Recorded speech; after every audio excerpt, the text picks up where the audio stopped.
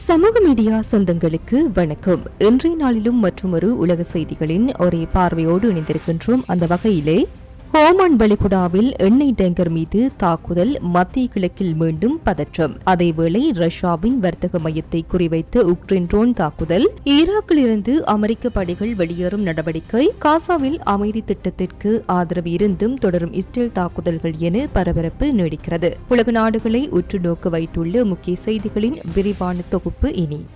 சர்வதேச எரிசக்தி விநியோகத்தின் இதய பகுதியாக விளங்கும் ஓமன் வளைகுடாவில் எண்ணெய் கப்பல் மீது நடத்தப்பட்டு அசுர தாக்குதல் உலகையே அதிர வைத்துள்ளது. அமெரிக்காவிற்கும் ஈரானுக்கும் இடையே கடலில் நேரடி துப்பாக்கிச் சண்டை தீவிரமடைந்து பதற்றம் உச்சக்கட்டத்தை எட்டியுள்ள சூழலில் ஓமன் கடற்பரப்பில் பயணித்த ஒரு மாபெரும் எண்ணெய் டேங்கர் கப்பல் மீது அடையாளம் தெரியாத எரிபொருள் ஒன்று அசுர வேகத்தில் தாக்கியுள்ளது. ஐக்கிய ராஜ்ய கடல் வர்த்தக செயல்பாடுகள் அமைப்பின் அதிகாரப்பூர்வ அறிக்கையின்படி இன்று ஓமனின் லிமா கடற்கரை இருந்து வடகிழக்கே 11 கடல் மைல் தொலைவில் இந்த சம்பவம் அரங்கேறியுள்ளது. எரிபொருள் வீசப்பட்டதில் அந்த டேங்கர் கப்பலின் இயந்திர அறை பலத்த சேதமடைந்து கப்பல் தற்போது மாலுமிகளின் கட்டுப்பாட்டை இழந்து தத்தளித்து வருகின்றது. கப்பலின் தலைமை பாதுகாப்பு அதிகாரி விடுத்துள்ள அவசர எச்சரிக்கையின்படி இயந்திர அறை தாக்கப்பட்டதால் கப்பல் கட்டுப்பாட்டை இழந்துள்ளது. எனினும் அதிர்ஷ்டவசமாக யாருக்கும் காயங்கள் ஏற்படவில்லை. சுற்றுச்சூழல் பாதிப்புகளோ அல்லது உயிரிழப்புகளோ இதுவரை பதிவாகவில்லை. இந்த ஆண்டின் தொடக்கத்தில் போர் வெடித்தது முதல் உலகின் மிக முக்கிய எரிசக்தி வழித்தடமான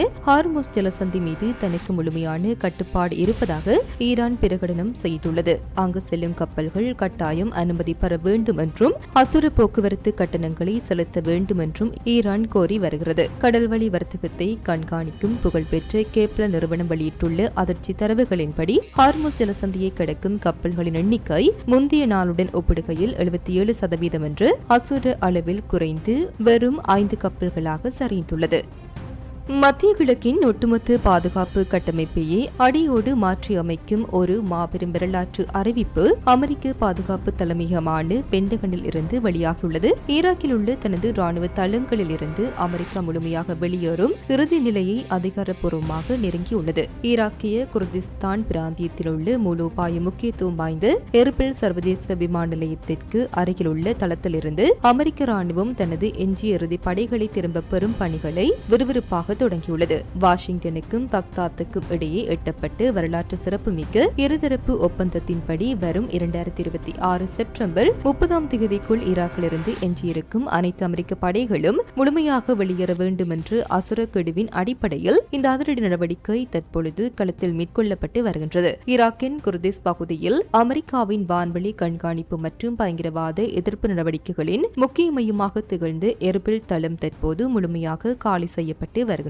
2026 செப்டம்பர் 30க்குள் ஈராக்கில் ஒரு அமெரிக்க ராணுவ வீரர் கூட இருக்கக்கூடாது என்று வாஷிங்டன் பக்தாத் உடன்படிக்கை இப்பகுதியில் அமெரிக்காவின் தசாப்த கால நேரடி ராணுவ இருப்புக்கு அதிகாரப்பூர்வமாக முற்றுப்புள்ளி வைக்கிறது. அமெரிக்க படைகள் வெளியேறுவதால் ஏற்படும் பாதுகாப்பு வெற்றிடத்தை ஈராக் ராணுவம் எவ்வாறு கையாளப் போகிறது மற்றும் இதனால் ஈரானின் ஆதரவு பெற்ற நிழல் படைகளின் ஆதிக்கம் இப்பகுதியில் எவ்வாறு அதிகரிக்கும் என்பது குறித்த கவலைகள் எழுந்துள்ளன. டொனால்ட் ட்ரம்பின் காசா அமைதி செயல் திட்டம் மற்றும் செனட்டின் புதிய ரஷ்ய தடைகள் மசோதா ஆகியவற்றிற்கு மத்தியில் ஈராக்கிலிருந்து அமெரிக்கா வெளியேறுவது மத்திய கிழக்கில் மாபெரும் அதிகார சமநிலை மாற்றத்தை ஏற்படுத்தும் என உத்திசார் ஆய்வாளர்கள் கருதுகின்றனர். ஈரானின் உச்ச தலைவராக கருதப்படும் மொஜ்தபா கமேனியை கண்டுபிடிப்பதற்கான தேடுதல் வேட்டை அமெரிக்காவின் CIA மற்றும் இஸ்ரேலின் மொசாட் அமைப்புகளுக்கு இடையே ஒரு வாழ்வா சாவா போராட்டமாக மாறியுள்ளது. அதிநவீன செயற்கைக்கோள்கள் மற்றும் சைபர் தொழில்நுட்பங்கள் அனைத்தும் ஈரானின் பாதுகாப்பு வலயத்திற்குள் முடங்கி போயுள்ள நிலையில் அமெரிக்க மற்றும் இஸ்ரேலிய உளவு அமைப்புகள் தங்களது அதிநவீன தொழில்நுட்ப உத்திகளை கைவிட்டு களத்தில் இறங்கி செயல்படும் மனித உளவு தகவல்களை மட்டுமே முழுமையாக நம்பி இந்த அசுர தேடுதல் வேட்டையை தீவிரப்படுத்தியுள்ளன. ஈரானின் மிக முக்கியமான நிலத்தடி பங்கர்ஸ் மற்றும் பாதுகாக்கப்பட்டு தகவல் தொடர்பு உள்கட்டமைப்புகள் காரணமாக மொபைல் சிக்னல்கள் அல்லது செயற்கைக்கோள் கண்காணிப்பு போன்ற டிஜிட்டல் தொழில்நுட்பங்கள் மொஜ்தபா கமேனியின் இருப்பிடத்தை கண்டறிவதில் முற்றிலும் பின்தங்கியுள்ளன. டிஜிட்டல் தடயங்கள் இல்லாததால் CIA மற்றும் மொசாட் ஆகிய இரு அமைப்புகளும் ஈரானுக்குள் இருக்கும் தங்களது நேரடி ஏஜென்ட்டுகள், தகவல் வழங்குபவர்கள் மற்றும் உள்ளூர் உளவு நெட்வொர்க்குகளை பயன்படுத்தி தகவல்களை தகவல்களை சேகரிக்கும் பழமையான ஆனால் மிகவும் துல்லியமான மனித உளவு உத்திக்கு மாறியுள்ளன. ஈரானின் ஒட்டுமொத்த பிடியையும் கையில் எடுக்கக்கூடிய மிக முக்கியமான நபராக முஜ்தபா கமேனி பார்க்கப்படுவதால் அவரை தங்களது முழு கட்டுப்பாட்டிற்குள் கொண்டுவர அல்லது அவரது நகர்வுகளை கண்காணிக்க மேற்கத்திய நாடுகள் துடித்துக் கொண்டிருக்கின்றன. அமெரிக்க அதிபர் டொனால்டு டிரம்ப் தனது அதிரடியான 20 அம்ச அமைதி திட்டத்தின் கீழ் காசாவில் உள்ள கமாஸ் மற்றும் பிற ஆயுத குழுக்களை முற்றிலுமாக நிராயுத பாணியாக்க காசா அமைதி வாரியம் ஒரு உடன்பாட்டை எட்டியுள்ளதாக அறிவித்துள்ளார். இந்த வரலாற்று சிறப்புமிக்க அறிவிப்பை பல தசாப்த கால மோதலை முற்றிலும் முடிவுக்கு கொண்டு வருவதற்கான ஒரு மிக முக்கிய உத்திசார் நடவடிக்கை என கூறி ஐக்கிய அரபு அமீரகம் அதிகாரப்பூர்வமாக வரவேற்றுள்ளது. ஐக்கிய அரபு அமீரக வெளியுறவு அமைச்சகம் மற்றும் WAM செய்தி நிறுவனம் உடைக்கும் முக்கிய விவரங்களின்படி ஐக்கிய அரபு அமீரக வெளியுறவு அமைச்சகத்தின் அதிகாரப்பூர்வ அறிக்கையின்படி இந்த ஒப்பந்தம் மோதலை முற்றிலும் முடிவுக்கு கொண்டு வருவதற்கும் பிராந்திய பாதுகாப்பு மற்றும் ஸ்திரத்தன்மையை மேம்படுத்துவதற்கும் ஒரு மாபெரும் மைல்கல்லாகும். நீடித்த அமைதிக்கு வழிவகுக்கும் அரசியல் பாதையை தொடங்குவதற்கு தேவையான சாதகமான நிலைமைகளை உருவாக்குவதில் இந்த ஒப்பந்தம் ஒரு முக்கியமான முன்னேற்றத்தை குறிக்கிறது என அமீரகம் விவரித்துள்ளது. இந்த ஒப்பந்தத்தின்படி காசாவில் உள்ள ஆயுத குழுக்களின் ஆயுதங்கள் படிப்படியாக களையப்படும். அதற்கு இஸ்ரேலிய படைகள் காசாவிலிருந்து முழுமையாக வெளியேறும் நடவடிக்கைகள் மேற்கொள்ளப்படும். காசாவில் சட்டம் மற்றும் ஒழுங்கை நிலைநாட்ட ஒரு புதிய பாலஸ்தீன காவல் படையுடன் இணைந்து சர்வதேச நிலைப்படுத்தல் படை அங்கு நிலைநிறுத்தப்படும். இது பொதுமக்களின் துன்பங்களுக்கு முற்றுப்புள்ளி வைத்து காசா புனரமைப்புக்கு வழிவகுக்கும் என அமீரகம் நம்பிக்கை தெரிவித்துள்ளது.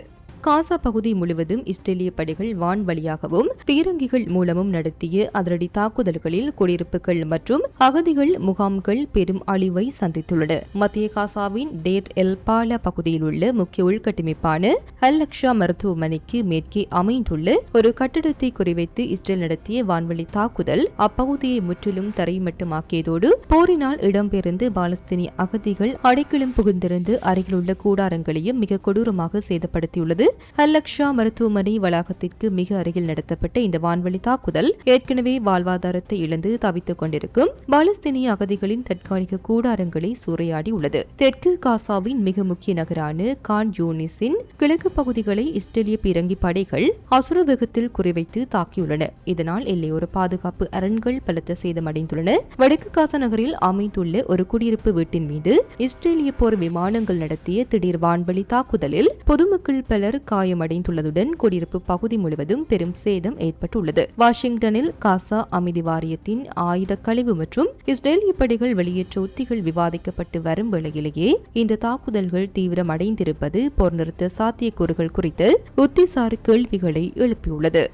ரஷ்யா உக்ரைன் போர் முனையிலிருந்து ரஷ்யாவின் வர்த்தக துறையை அசைத்து பார்க்கும் ஒரு மாபெரும் தாக்குதல் விவரம் வெளியாகியுள்ளது. ரஷ்யாவின் இரண்டாவது மிகப்பெரிய மின் வணிக நிறுவனமான ஓசோன் நிறுவனத்திற்கு சொந்தமான டாடர்ஸ்தான் பிராந்தியத்தில் உள்ள செலெனோடோக்ஸ் நகரில் அமைந்துள்ள ஒரு முக்கிய மூலோபாய தளவாட மையம் உக்ரைனியாலில் விமான எச்சரிக்கை மற்றும் அதனைத் தொடர்ந்து அசுர தாக்குதலுக்கு உள்ளாகியுள்ளது. இதன் மூலம் ரஷ்யா உக்ரைன் மோதலானது ராணுவ நிலைகளை தாண்டி ரஷ்யாவின் மிக முக்கிய வர்த்தக மற்றும் நுகர்வோர் துறை மேலும் ஆழமாக விரிவடைந்துள்ளது அதிகாரப்பூர்வமாக உறுதிப்படுத்தப்பட்டுள்ளது. ரஷ்ய நுகர்வோர் சந்தையின் முதுகெலும்பாக விளங்கும் ஓசோன் நிறுவனத்தின் டாடர்ஸ்தான் தளம் குறிவைக்கப்பட்டதால் ரஷ்யாவில் உள்நாட்டு விநியோக சங்கிலி மற்றும் மின் வணிக பரிவர்த்தனைகளில் மாபெரும் முடக்கம் ஏற்பட்டுள்ளது.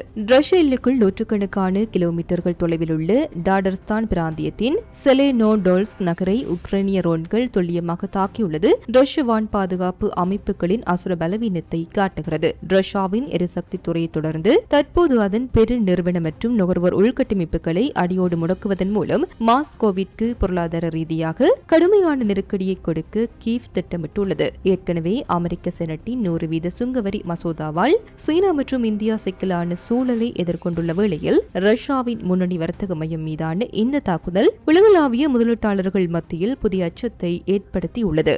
இத்துடன் குறித்த காணொளி நிறைவு பெறுகின்றது. இது தொடர்பிலான உங்களுடைய கருத்துக்களை கமெண்ட் வாயிலாக தெரிவிக்கலாம். இது போன்ற பல செய்திகளை தெரிந்து கொள்ள நம்முடைய சமூக மீடியா யூடியூப் சேனலை சப்ஸ்கிரைப் செய்து அருகில் உள்ள பெல் பட்டனை கிளிக் செய்யுங்கள். மேலும் செய்திகளை உடனுக்குடன் தெரிந்து கொள்ள சமூகமீடியா.com என்ற இணையதளத்தின் வாயிலாக எங்களுடன் இணைந்திருங்கள்.